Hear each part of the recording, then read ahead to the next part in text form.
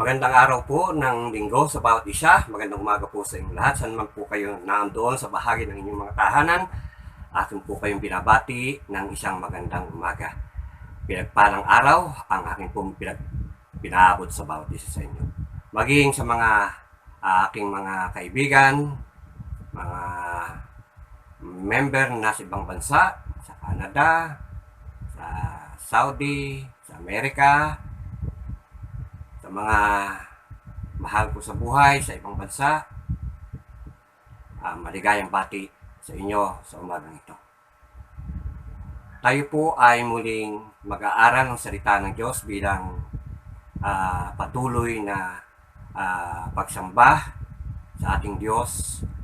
At bago po tayo magsimula sa pag-aaral na yon ay nais ko pong simulan ang gawain ito sa isang panalangin. Tayo po yumuko at manalangin. Mahal naming Diyos Ama, kami po ay nagpapakumbaba sa iyong harapan. Muling dumudulog sa iyong trono, O Diyos, upang hilingin ang iyong pagpapatawad, paglilinis sa aming mga kasalanan, at patuloy po naming hinihingi ang iyong gabay sa araw na ito sa aming pagsamba at sa pag-aaral ng iyong salita. Hayaan mo po na mapagpala ang bawat isa sa amin, muling maturuan mo, God, sa pamamagitan ng salita at sa kapangyarihan ng Espiritu, ay maunawaan namin ang bawat bahagi ng kasulatan na aming pong pag-aaralan sa araw. Itagong po ako sa iyong likuran at lagi po ikaw ang mahayag at ikaw ang mapalwalhati. Ito po ang may sabi kilig sa pangalan ni Jesus. Amen. Nais ko pong bumasa ng bilang bahagi ng ating pag-aaral. Babasahin ko po ang magiging pundasyon ng ating pag-aaral sa araw nito. At ito po ay masumpungan sa Mateo 23, talatang 1 hanggang 3. Ating pong basahin sama-sama. Pagkatapos ay nagsalita si Jesus sa maraming tao at sa kanyang mga alagad, na sinasabi, ang mga iskriba at mga Parseyo ay umupo sa upuan ni Moses. Kaya't gawin at sundin ninyo ang lahat ng mga sinasabi nila sa inyo. Ngunit, huwag ninyong gawin ang mga ginagawa nila sapagkat hindi nila ginagawa ang sinasabi nila. Pagpalain po ang pagkabasa ng salita ng Diyos. Our subject for today will be entitled Leaders Without Principles. I repeat, Leaders Without Principles. Sa patuloy po nating pakikipagbaka sa krisis na ito bunga ng COVID-19, marami po akong nakita, napanood, narinig sa TV, sa social media. Marami pong mga tao ang napansin ko na malimit pong nagrereklamo, dumadaing, sinisisi, at ang mga pangunahin na kanila pong sinisisi ay ang mga pamunuan ng bawat barangay, city na kanilang kinalalagyan. Maging ang ating pamahalaan ay hindi ligtas sa kanilang pag-criticize at paninisi at marami pang iba. Naisip ko, bakit ganito ang ating mga kababayan? Na lagi na lamang po na kapag mayroong pong krisis na dumarating o hamon sa ating bansa ay malimit nilang tapunan ng masasakit na salita, pag-uyam, pagtuliksa, panunumbat ang mga nasa pamunuan. Akin pong pinag-aralan ang bagay na ito, kung bakit malimit sa mahabang panahon, marami pong mga tao ang sinisisi ang gobyerno, ang pamahalaan, ang pangulo, at iba't ibang sangay ng ahensya ng gobyerno ay sinisisi ng marami nating mga kababayan. At akin pong pinag-aralan ito at sinaliksik. At sa akin pong mahabang panahon ng pag-aaral, tingnan ko po ang marami hong sinasabi, karanasan ng mga dalubhasa sa pangangaral, sa pagtuturo, at mga leader na isinilang at namatay sa mundong ito. Marami po akong natutunan sa kanilang mga karanasan, kanilang mga sinabi. At akin pong nakita, may mga bagay pong dapat na pag-aralan tayo upang sa susunod na mga panahon ay maiwasan natin ang mga pangyayaring ito. Bagamat hindi totally maalis po natin ang mga pangyayaring nakikita natin ngayon, at least ito'y mabawasan man lang. Bakit po ba maraming mga mamamayan sa kanilang bansa at lalong sa ating bansa ang inuusig ang mga nasa pamunuan na nakasasakop sa kanila? Ang mga pinuno po nating ito ay inilagay ng taong bayan. Subalit, bakit ganon? Bakit matapos na kanilang piliin at manalo at maposisyon, ay kanilang sinisira, kanilang binabatikos, kanilang sinusumbatan? Ano ho ba ang naging pagkukulang? Dito po sa Mateo 23, talatang 1 hanggang 3, ang pinag-uusapan dito po at ang konteksto ay patungkol po sa pakikipag-ugnayan ng ating Panginoong Hesus sa mga pinunong pangreliyon during that time, at ang reliyong Judaismo ang kanyang kinakaharap at kinakausap sa pamamagitan ng kanilang mga pangunahing pinuno, ang mga Pariseo, Iskriba, na siyang nagpapatupad at nagtuturo ng batas ni Moses at batas na itinuring ng ating Panginoon. At atin pong mapapansin na may mga bagay hong katwa sa mga pangungusap na aking binasa kanina at nais ko pong ulitin. Sabi po rito, ang mga Iskriba at mga Pariseo umuupo sa upuan ni Moses, kaya't gawin at sundin ninyo ang lahat ng mga sinasabi nila sa inyo. Ngunit huwag ninyong gawin ang mga ginagawa nila sapagkat hindi nila ginagawa ang sinasabi nila. Ang mga pinunong pangreliyong ito ay may mga bagay hong tungkulin na dapat gampanan. Ang pagtuturo, ang pangangaral ng mga batas na itinuro sa kanila ni Moses. Subalit, dumarating po ang yugto na ang mga tao ay nakikinig, sumusunod sa kanila. Subalit nang sila'y tingnan ng Panginoong Hesus, ay kanyang nirebuke ang mga pinunong pangreliyong ito. Sapagkat sinabi ng Panginoong Hesus, ang mga pinunong pangreliyong ito ay nagtuturo ng batas ni Moses.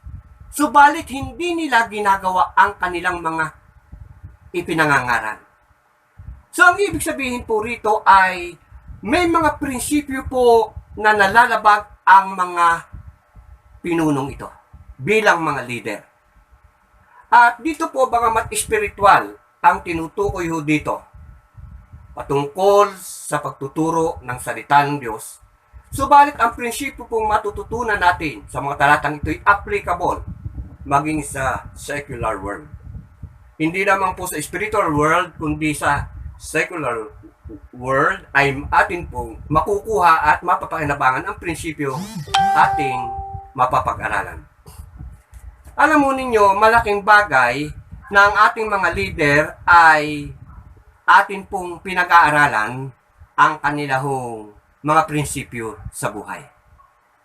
Ang prinsipyo po nila sa kanilang pamumuno, dapat po nating tinitingnan. At sa akin pong pag-aaral, ano ho ba dapat ang isang leader?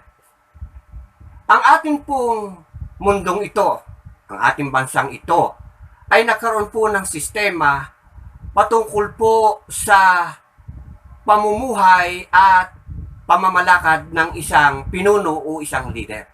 Subalit ang salita po ng Diyos ay nagturo po ng mas mataas na pamamaraan, pamantayan sa pamumuno. At dito po ay ating makukuha ang 5 bagay na maaari po nating mapakinabangan upang ang nangyayari ho sa panahong ito ay mabawasan. Yung pong paninisi, kaguluhan ho sa pamumuno at paghihirap ng maraming mamamayan. At titingnan po natin dito ang kahulugan ng pagiging tunay na leader. What is a true leader? Atin pong titingnan na at ikukumpara ang prinsipyo po na itinuturo ng salita ng Diyos at ang mga kinagisnan nating prinsipyo sa pamumuno ng mga tao dito sa lupa. Sa akin pong pagsasaliksik ay akin pong nakita na may mga bagay-bagay pong dapat maunawaan ng isa pong tao kung siya ay papasok sa panunungkulan. Sa anuman pong pamumuno. Ito man po ay sa pangrelihiyon, ito man po ay sa pamahalaan, sa local executive department, sa national government, o saan man ang aspeto ng pamumuno. Ang mga prinsipyo pong pag-aaralan natin ay applicable. At marahil, ito po ang nagiging pagkukulang ng maraming nasa pamunuan kung bakit nawawalan po ng kapayapaan, tiwala ang maraming mamamayan sa kanilang pamumuno. Sa aking pong pagsasaliksik, nakita ko po na ang leader o ang leadership ay atin pong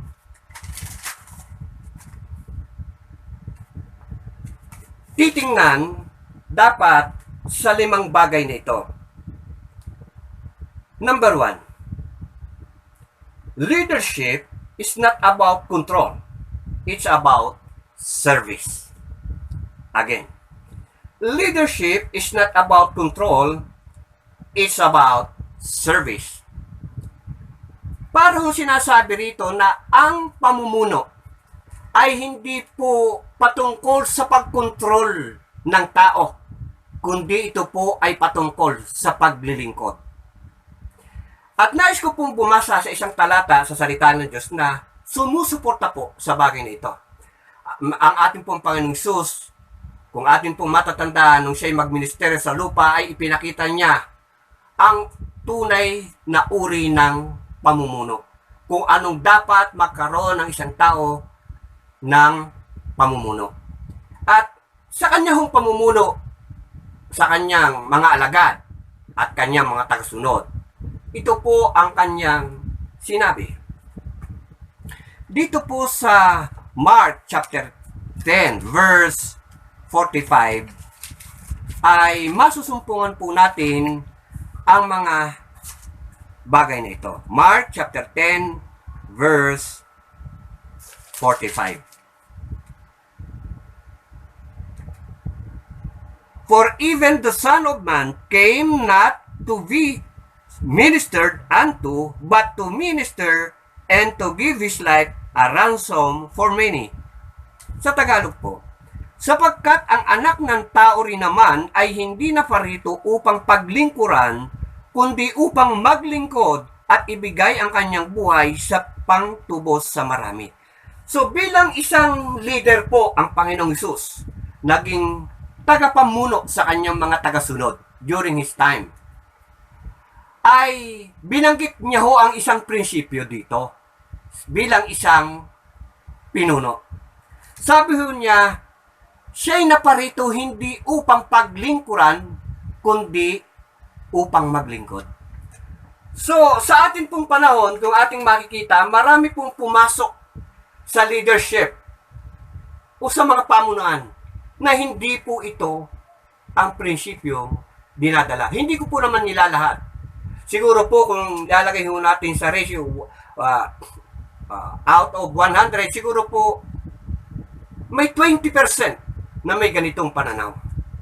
Subalit ang 80% ay wala ito. Kaya po nagkakaroon ng malaking kaguluhan, pagkalito at kritisismo ang inaabot ng maraming nasa pamunuan sapagkat hindi ito ang landas na kanilang nilalakaran. Marami po ang pumasok sa mga pamunuan hindi upang maglingkod, ang nais nila ay sila'y paglingkuran. Ako po ay natutuwa noong ang Pangulong Duterte ay manalo. Sabi niya, ako ay isang manggagawa ng pamahalaan. Ako ay nandito upang maglingkod sa bayan. Kaya gagawin ko ang aking tungkulin. Nakakatuwa po sapagkat tama po ang Pangulong Duterte. Kaya nga po nakita ko sa kanyang pamumuno na siya po ay patuloy na naglilingkod sa bayan. Kahit po sa kalagitnaan ng bagyo, lindol, at anumang krisis, makikita mo ang Pangulo na nangunguna at naglilingkod sa taong bayan. At mapapansin po ninyo na ang ating Pangulo ay patuloy na nagsusumikap sa kabila ng kanyang katandaan na maipaabot ang pinakamahusay na paglilingkod sa ating mga kababayan. Pero yung pong iba, hindi po ganito ang ideology o ang prinsipyong tinataglay.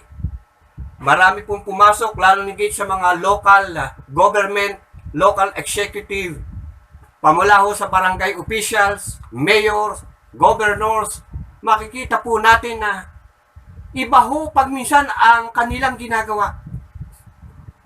Tama po sinasabi sa salita ng Diyos na sila'y mahusay magturo, pero hindi nila ginagawa ang kanilang ipinangangaral at itinuturo. Alam mo ninyo, maraming politiko ang nung eleksyon ay nangako. Marami hong magagandang bagay ang kanilang ipinangako. Subalit nung sila ay makapasok na, manalo na, nakalimutan na ho ang kanilang mga pangako. Kaya ho, hindi ko masisisi na marami hong mga Pilipino ang naghahanap sa kanilang mga pinuno, barangay, at iba pa ng mga pinuno dahil hindi nila nararamdaman at naranasan ang kanilang tunay na paglilingkod. Tandaan po natin, leadership is not about control. It's about service. Sabi ng Panginoon, ako'y naparito sa sanlibutan, hindi upang paglingkuran, kundi maglingkod. At ito ay kanyang ginawa. Siya po ay naglingkod hanggang sa huling yugto ng kanyang hininga. Subalit marami po ang nasa pamunuan ngayon, hindi po ganon ang kanilang prinsipyo sa buhay, na maging tagapaglingkod ng kanilang mga nasasakupan. Number 2, leadership is not about power. It's about empowerment. Ang leadership po ay hindi patungkol sa kapangyarihan, kundi ito'y patungkol sa pagpapasa ng kapangyarihan. Pag-i-empower. Kung ikaw ay nasa pamunuan, dapat na ang mga tao ay na-empower mo. Sila'y nadadala mo sa kalagayang makapaglingkod din, maging tunay na leader din isang araw. At madala ang magagandang prinsipyo na iyong naituro at ipinamumuhay sa iyong buhay. So, ang leadership po ay it's not about power. It's about empowerment. Kaya nga po ang Panginoon sa Matthew 28, sabi niya, ang lahat ng authority pinagkaloob sa akin. Kaya ngayon, sinusugo ko kayo. Humayo kayo at ipangaral ninyo ang lahat ng aking itinuro sa inyo. Lahat ho ng kaalaman ay isinalin ng ating Panginoon at sa kanyang mga alagad at tinuruan na sila'y maging tunay na mga leader at tumayo at ipangaral ang lahat ng kanilang mga natutunan at nasaksihan sa buhay ng ating Panginoong Hesus. Ngayon po kasi dinadaan sa power ng ibang mga pinuno, ng ibang mga politicians ang pagtayo bilang leader sa anumang bahagi ng departamento ng ating pamahalaan, whether national o local man. Kaya ho nakalulungkot, hunger for power. Marami yung pumunta sa pamunuan dahil sa kapangyarihan. Hinahabol nila ang kapangyarihan.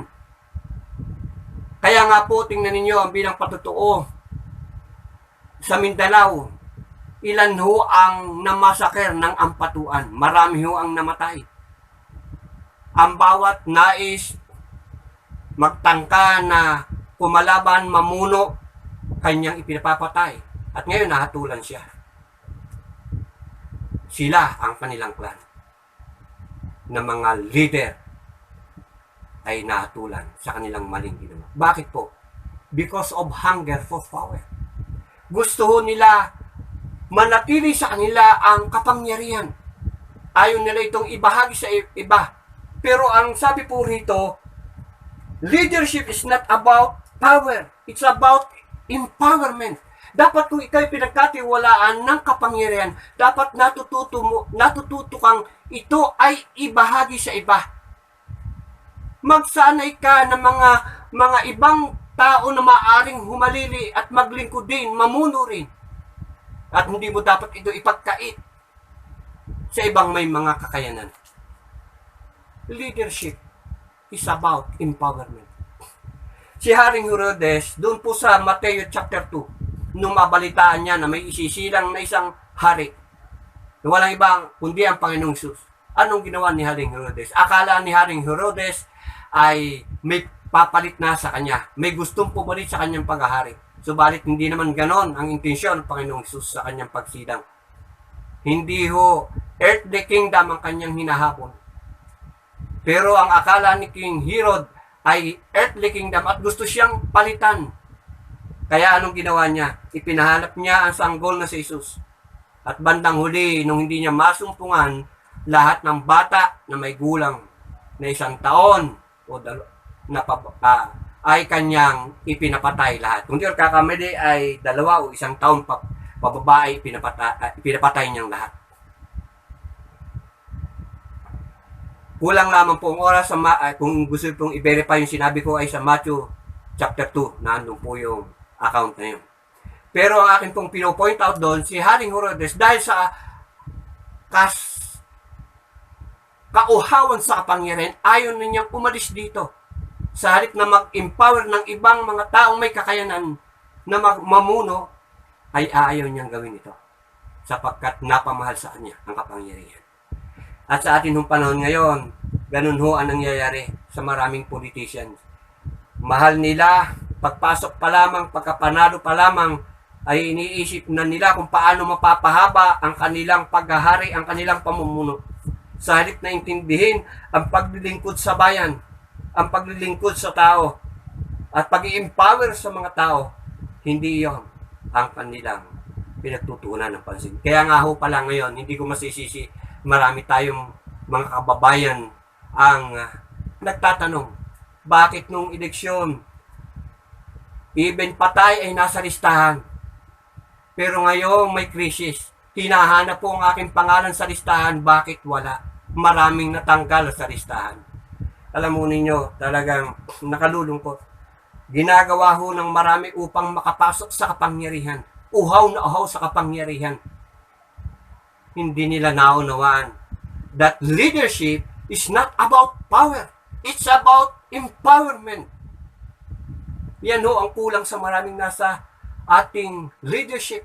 Mga politicians, pumasok ho sa pagiging pinuno, pagiging politiko, pero hindi nila pinag-alaran, ano ba, pag ako'y nanalo, ano ba ang pagiging tunay na leader?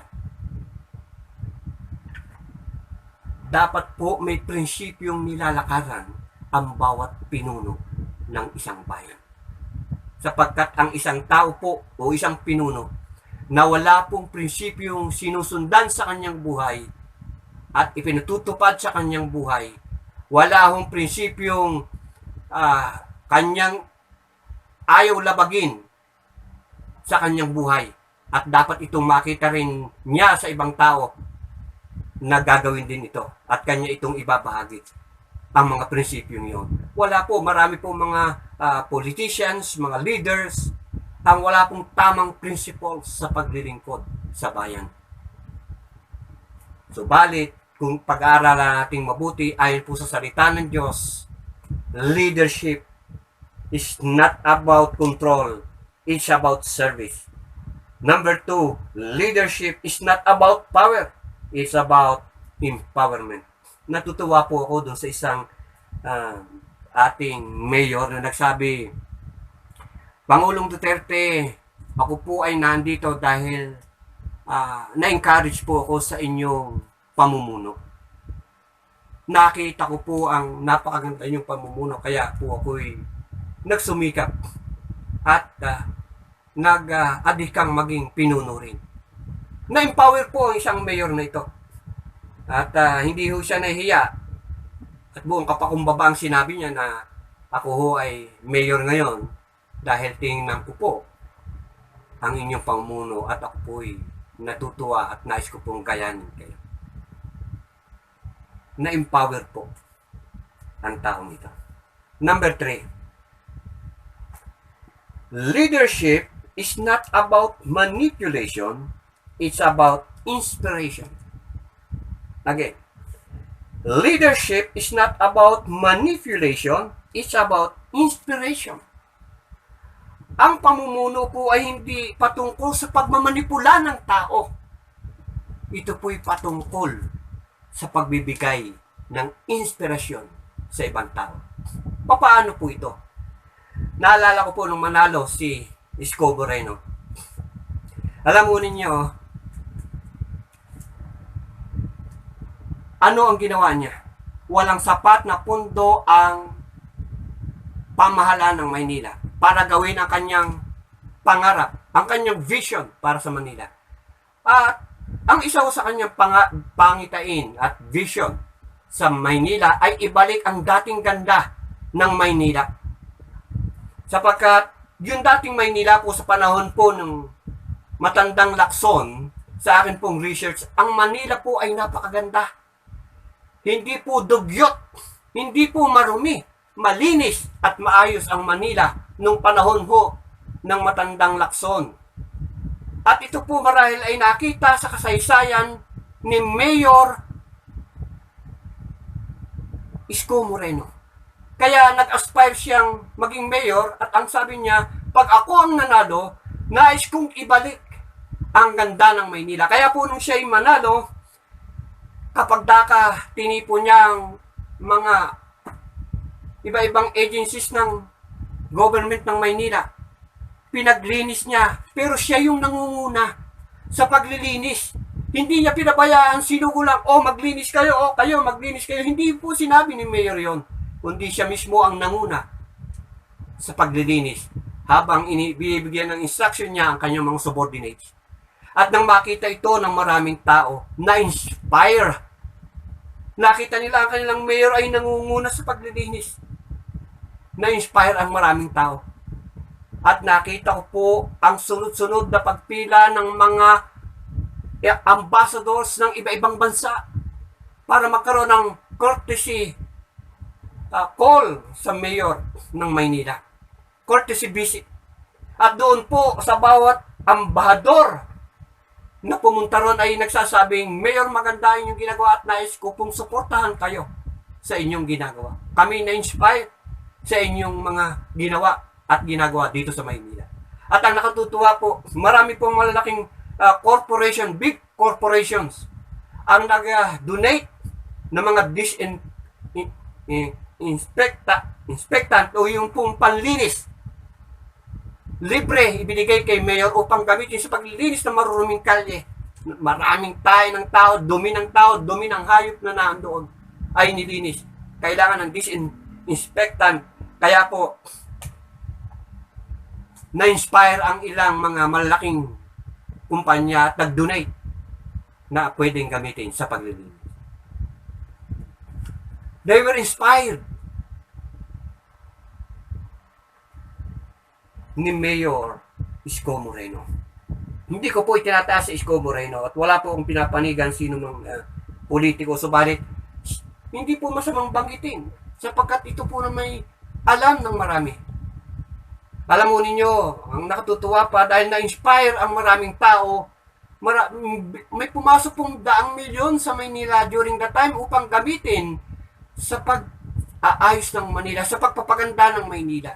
Ngayon po, ang Manila Bay parang napakagandang bay na ho ito. Para ho yung yun pong nasa Iloilo ng pangalan nito. Wala ko sa aking isip yung magandang beach resorts doon po sa hindi man sa Iloilo. Anyway, yung pong ipinalinis ng ating mahal na Pangulo, ipinasarado ng 6 na buwan at upang linisin. Nakalimutan ko po ito pero mamaya baka maalala ko. Anyway, ang pinupunto ko po dito, leadership is not about manipulation. It's about inspiration. Hindi po minanipulate ni Mayor Isko ang mga tao. In-inspire niya ang mga tao. Kaya ang mga tao ay kanya-kanyang kilos. Kahit wala nagsusuko, volunteerism, naglilinis ng baybayin ng Maynila. At ngayon po, aking tinitingnan at ako po'y malimit sa Manila. Ang ganda ho ng Ross Boulevard, ang ganda po ng baybayin ng Maynila. Alam po ninyo, napakahalaga na isang leader ay makita ito. Pero marami pong mga leader ho ng iba-ibang bayan ang minamanipula ang kanilang mga nasasakupan. Pag minsan po'y tinatakot para ho sumunod sa kanila at gawin ang kanilang kagustuhan. Pero hindi ganun po ang tunay na leadership at prinsipyo ng isang tagapaglingkod ng bayan. Dapat maunawa ng bawat isa ng mga lingkod ng bayan na leadership is not about manipulation. It is about inspiration. At napakinggan ko rin ang sinabi ni Isko Moreno sa ating Pangulo nung sila ay mag-usap. Sabi niya, mahal na Pangulo, ako po'y gumagalang sa inyo at kayo po ang aking inspirasyon sa aking paglilingkod sa Maynila. Kaya po, kapag ganun ang nangyayari, kaya kita po ninyo ang ating mahal na Pangulo.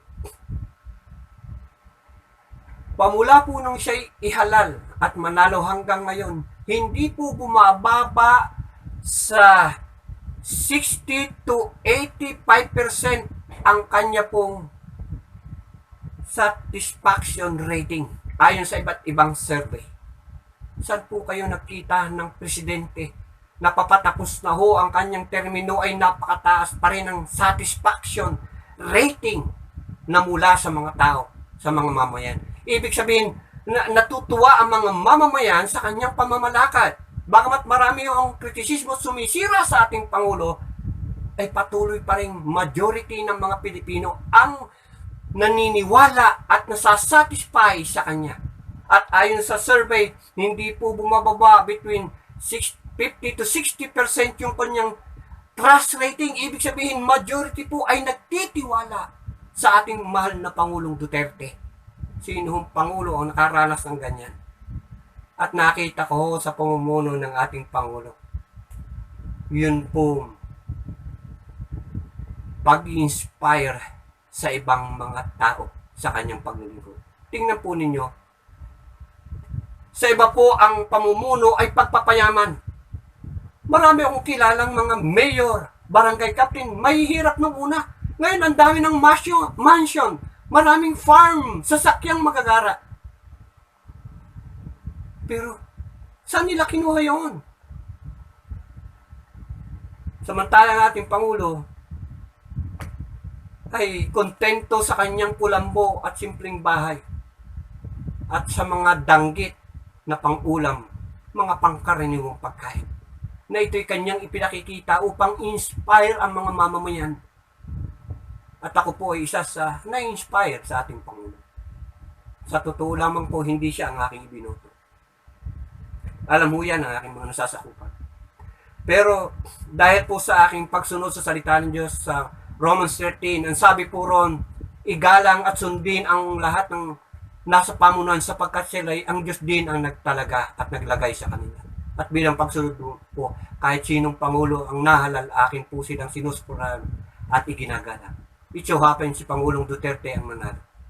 Bagamat hindi siya ang binoto, pero ako'y makatuwirang lingkod ng Diyos. Tinitingnan ko ang kanyang mabubuting gawa, ang mga prinsipyo niya na dapat na tularan ng ibang mga mamamayan at ibang mga lider. Nakita ko ho sa ating Pangulo ang pag-i-inspire sa maraming kababayan natin. At even sa labas ng bansa ay hinahangaan siya. Na-inspire ay ibang mga leader sa kanyang ginagawa. Bagamat sa iba'y puro pangit ang ginagawa ng ating Pangulo. Pero hindi may tatanggi ang katotohanan. Tama ang ginagawa ng Pangulo. Number 4, leadership is not about people. It's about purpose. I repeat. Leadership is not about people. It's about purpose. Ang pamumuno po ay hindi patungkol sa tao. Ito'y patungkol sa layunin. Ano pong ibig sabihin ito? Ang Pangulo po, nung siya ho ay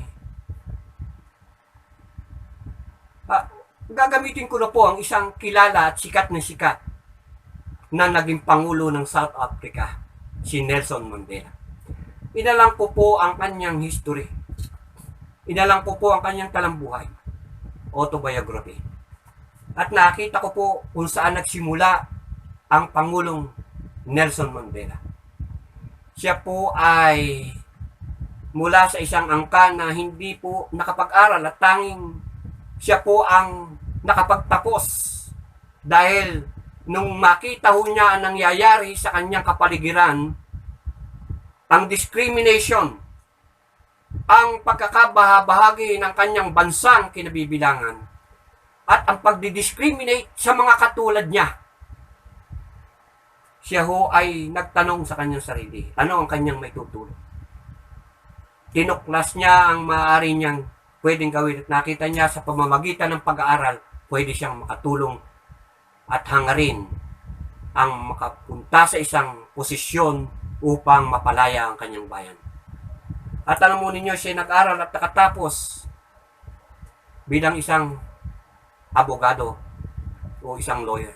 At pagkatapos niya, sumali siya sa mga kilos ng pangkabataan upang labanan ang mga maling batas ng kanilang bansa upang ito'y tuwid. At siya po ay nahuli at nakulong for almost 27 years. Siya ay nakulong. Subalit, hindi nawala sa kanyang puso ang kanyang purpose. Paglabas niya, ipinagpatuloy niya ang kanyang advocacy. At noong 1994, siya ay lumaban sa pagka-presidente at siya po ay nanalo. At nung siya po ay manalo, ay kanya pong natulungan ang South Africa na mapalaya sa discrimination. Nagkaroon po ng equal opportunities ang mga black and white. Hindi na po inaapi. At yung mga kaaway niya sa politika, kanyang pinatawad at hinimok na makipagkaisa. Kaya ho hinangaan siya sa iba't ibang bansa at siya hindi nakila sa kanyang bayan at sa kanyang bansa. At hindi siya makakalimutan ng kanyang mga kababayan.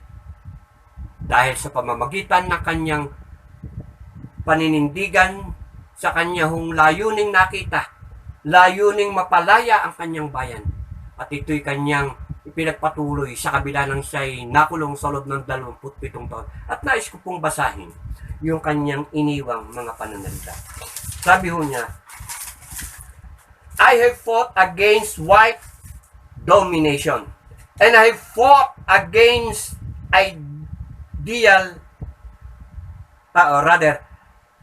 have fought against domination. I have cherished the ideal and democratic free society in which all persons live together in harmony and which equal opportunity.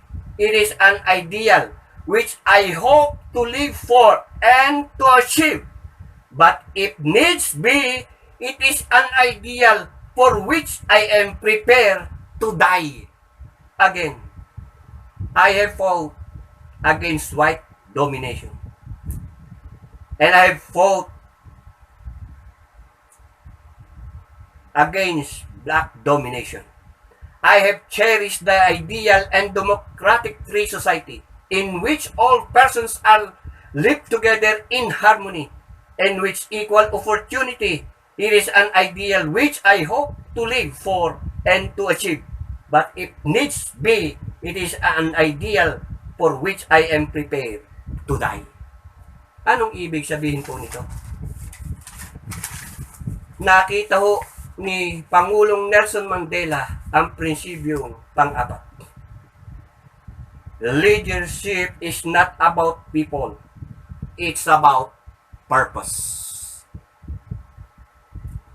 Sapagkat sa isang magandang layunin kung ito yung mapapagtagumpayan, may papatupad, maraming tao ang makikinabang. Marami hong pumasok sa politika. Wala hong tiyak na layunin. Magandang prinsipyo at layunin. Marami hong pumasok sa pamumuno. Ang gusto ho'y magpayaman.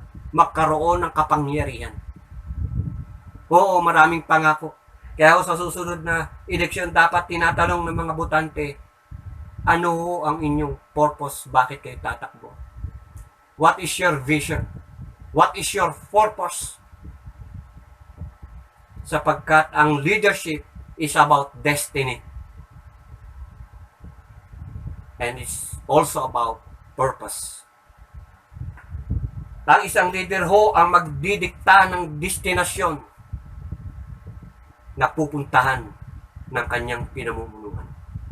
Maaring bansa o ano pa mang pamunuan. Kaya po napakahalaga na alamin ano ba ang purpose ng isang leader. Because leadership is not about people. It's about purpose. Alam mo ninyo, si Vico Soto, noon hong tanungin, interviewin ng media, ano pa ang kanyang naising takbuhin sa bahagi ng politika pag siya ay nanalo. Sabi niya, ang mahalaga sa akin, magampanan ko ang aking tungkulin, mapaglingkuran ng bayan at pag nagawa ko na ito, ako'y kontento na at hindi ko na kinakailangan pa ang iba pang mga posisyon. Napakaganda. Meron pong purpose. Sabi ho ni Mayor Isko Moreno, pag ako'y nanalo, pagagandahin ko ang kanyang purpose, ibalik ang ganda ng Maynila. At ito'y kanyang ginawa. Sapagkat marahil, at least kahit papaano alam niya ang prinsipyo ito. Hindi man lahat, pero natumbok niya ang kahulugan ng pagiging leader. Pero ito'y wala sa maraming mga pinuno. Nakakalungkot. Kaya ngayon maraming nagsasabi, nasaan ka na mayor, nasaan ka na kapitan, nasaan ka na governor, nasaan ka na congressman, nasaan ka na senador. Nakalulungkot po. Sila ho ay nasa kapangyarihan, pero hindi nila alam ang tamang pamumuno. Number 5, leadership is not about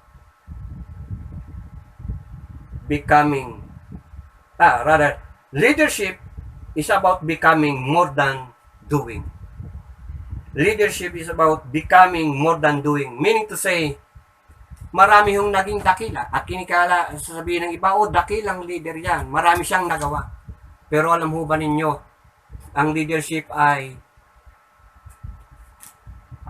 pagkilala sa iyong sarili at kung anong potential mo at kung paano ka magiging isang araw at dapat mong ipursu ito at pag ito'y napagtagumpayan mo at naging tagumpay ka sa larangan ng pagkilala sa pagpupursu sa iyong kakayanan, sa iyong skills, sa iyong talent. Marami mga dakilang bagay ang iyong magagawa. Si Nelson Mandela, ganun ang kanyang ginawa. Kinilala ang kanyang sarili. Ano ang kanyang kakayanan at kanyang ibinuhos ang lahat ng kanyang makakaya upang mailabas ang kanyang potential, pinagmataas na potential. At dahil doon, maraming napagpalang tao nung siya ay nasa leadership na. Because leadership is about becoming and more than doing. Ang pagkilala ho sa iyong potential at kakayanan, sa iyong sarili, at pagiging ikaw. Yan po ang leadership.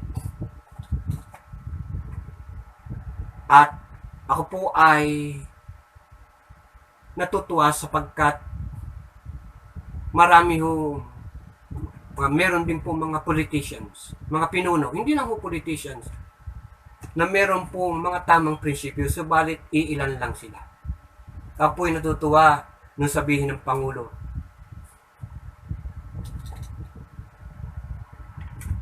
ang sino mang magtatangka na sumira sa aking bayan, sa aking mamamayan, sa mga kabataan ay papatayin ko. Anong ibig sabihin ng Panginoon, ng Pangulo Duterte? Nais niya na i-secure ang kinabukasan ng next generation. Yan po ang isang tunay na leader. Hindi siya after sa kanyang posisyon. He is after for the welfare o to the welfare of the next generation. Yan po ang kulang sa marami. Marami pong pumasok sa pamumuno, they are after for power, after their position. Gusto niya, ayaw nang maalis sa kanilang posisyon. Pero ang sabi ng Pangulong Duterte, maaaring sa aking paglaban sa drugs, sa corruption, maaaring ako'y mapatay at maaaring ako'y matanggal sa aking posisyong ito. Pero hindi ako natatakot sapagkat nais kong proteksyonan at protektahan ang susunod na henerasyon. Napakagandang prinsipyo sa buhay. Yan ho ang kulang sa marami. Kaya ho maraming bansa, pinuno sa ibang bansa ang humahanga. At alam ko, balang araw, pag nawala ang Pangulong Duterte, isa siya sa leader na kikilalanin sa buong daigdig sa kanyang naging pamumuhay. Oo, may kahinaan siya, may kamalian siya. Pangit ang kanyang pananalita pag minsan, pero siya, ako'y naniniwalang may personal accountability tayo sa Diyos. Siya na lamang po ang bahalang makipag-usap at managot sa ating Diyos balang araw. Pero pagdating sa leadership, iba pong usapan. Iba pong usapan. Sapagkat nakita ko po sa ating Pangulo, kung hindi man kompleto ang mga sinalaysay ko, pero nakita ko ang majority sa kanyang pamumuhay. Siya po ay matatawag kong leader with good principles. Bagamat ang title ng ating subject ay Leaders Without Principles. Subalit nakita ko si Vico Soto, si Mayor Isko Moreno, ang Pangulong Duterte, at iba pang mayor, ang iba'y nasa Nueva Ecija. Hindi ko kilala yung iba. Sila po ay mayroong paninindigang tama. Pero kakaunti sila ho. Kakaunti.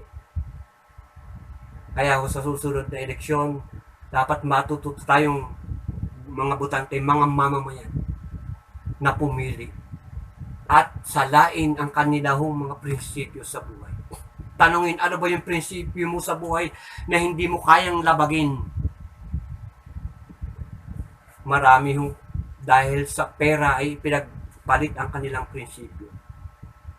Oo, nangako ng pagpapaunlad sa kanyang bayan, magtatayo ng negosyo, magbubukas ng maraming paaralan, magpapatayo ng maraming buildings na papapakinawa, magbibigay ng mga kalsada, magbubukas ng maraming bridges. Pero para ano? Pagka may kumukontrata, may under the table negotiation. Oo, papayagan ko ang iyong business, pero dapat may 50 million. Ako ay tuwan-tuwa sa ating Pangulo. Sapagkat, sabi niya, lalabanan ko ang korupsyon. Matanggal man ako sa aking posisyon.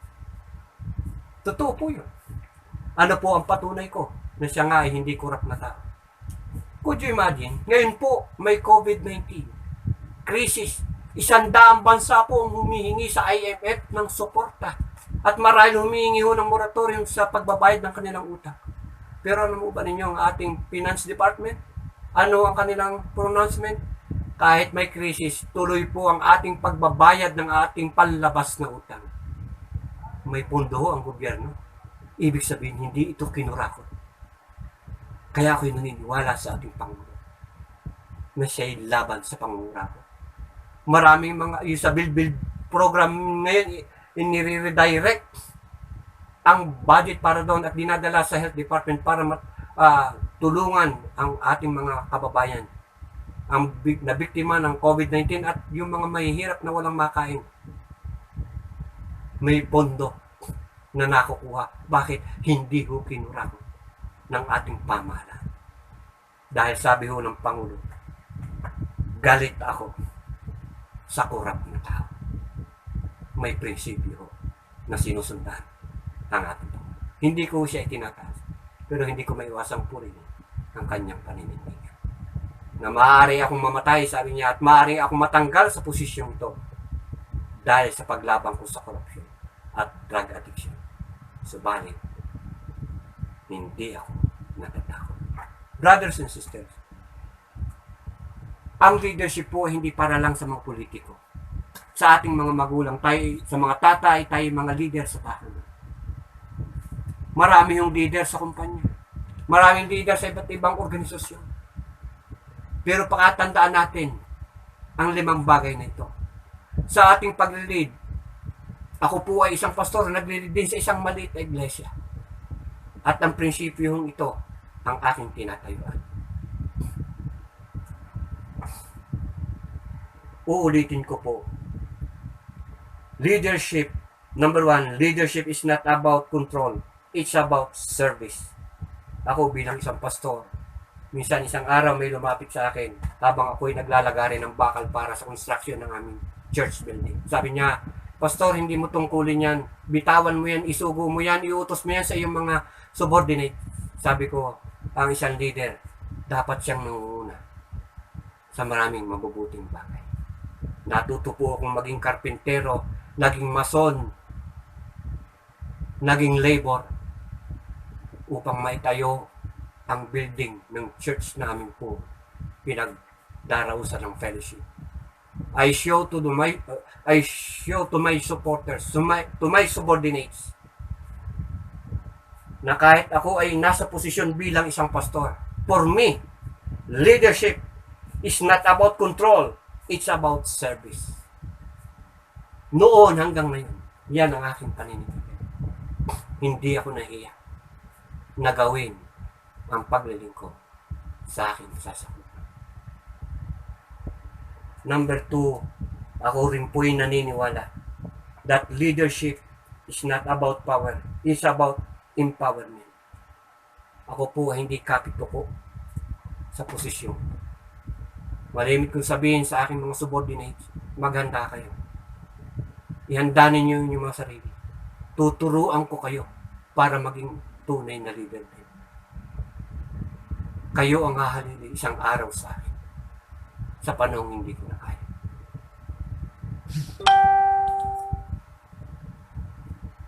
Leadership is not about manipulation, it's about inspiration.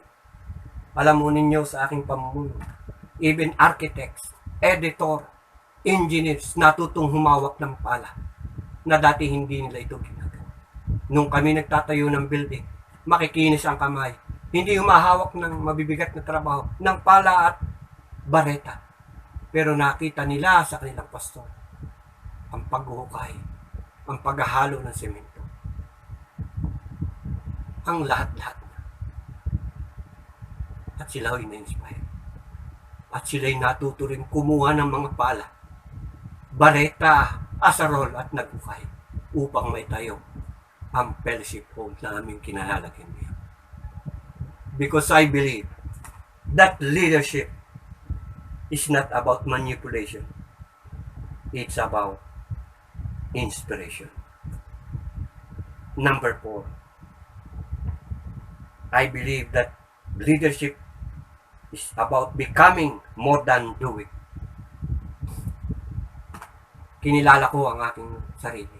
Inalang ko sa aking puso kung ano ang tao sa aking loob.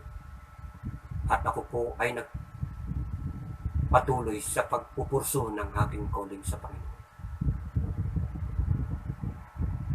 At ito po ang aking pinagbubuti ngayon. Sapagkat hindi po tao ang dapat habulin ng marami, leader, kundi ang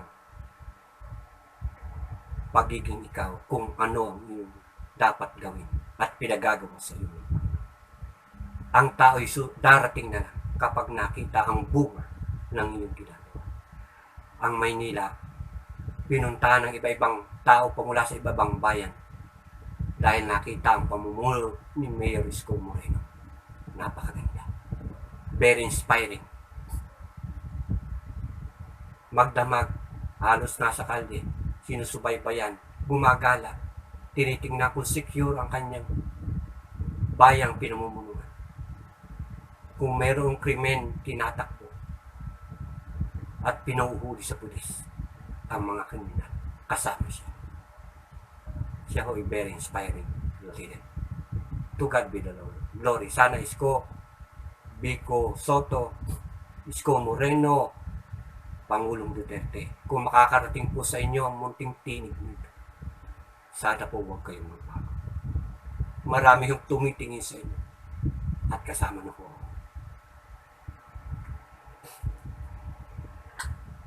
Leadership is not about people. It is about purpose. Alamin ng isang leader ang kanyang layunin kung bakit siya at yun ang kanyang layunin. Si Mahatma Gandhi, si Nelson Mandela, ganun ang ginawa. Kinilala at dinakila sila sa kanilang bayan dahil naging malaking impact ang kanilang pamumuno sa kanilang bansang kinabibilangan. Napalaya ang mga tipid. Nagkaroon ng equal opportunity ang bawat mamayan, itiman o puti, dahil sa kanilang paghabol sa kanilang layunin at paninindigan dito. Kaya maraming napagpalang tao. Brothers and sisters, sa aking pagtatapos, leadership must have good principles. Dapat may tamang prinsipyo ang isang pamumuno at isang pamumuno.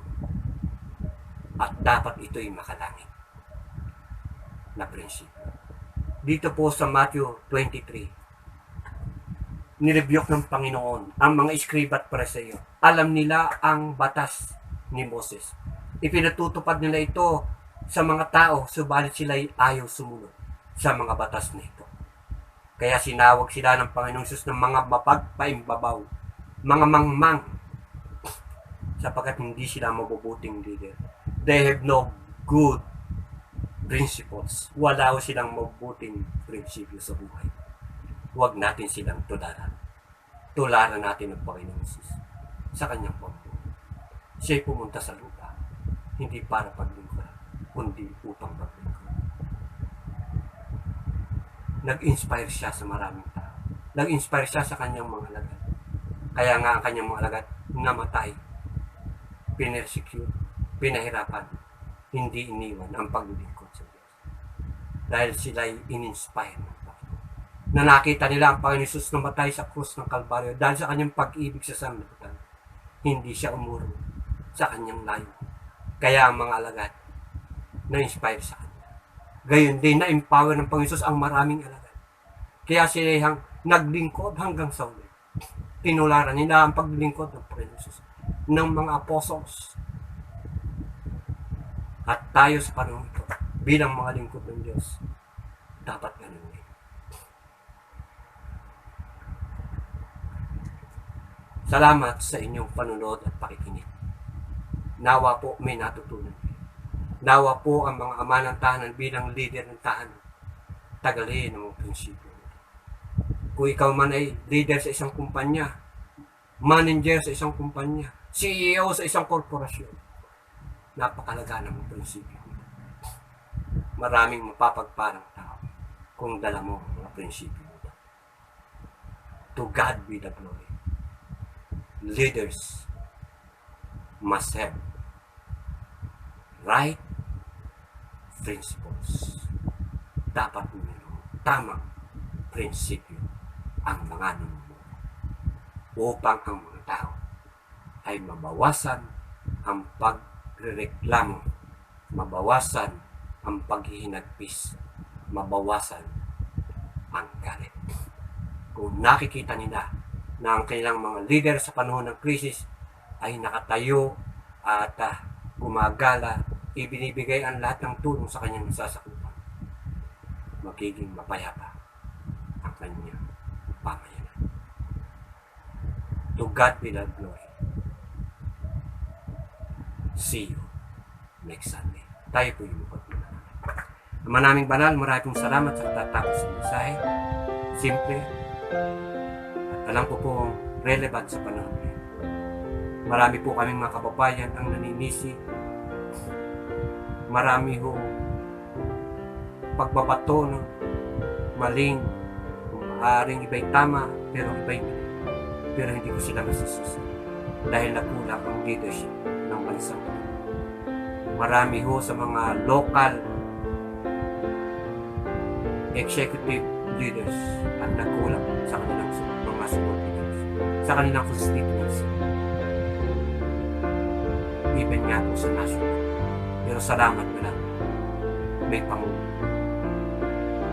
Subaybayan mo po ang Pangulo at panatilihin sa kanyang puso ang prinsipyo ng nararamdaman.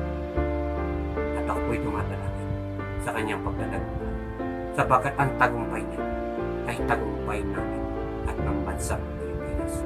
Sumayo po ang luwalhati ang sa pangalan ng Jesus. Amen. Maraming salamat po sa inyo.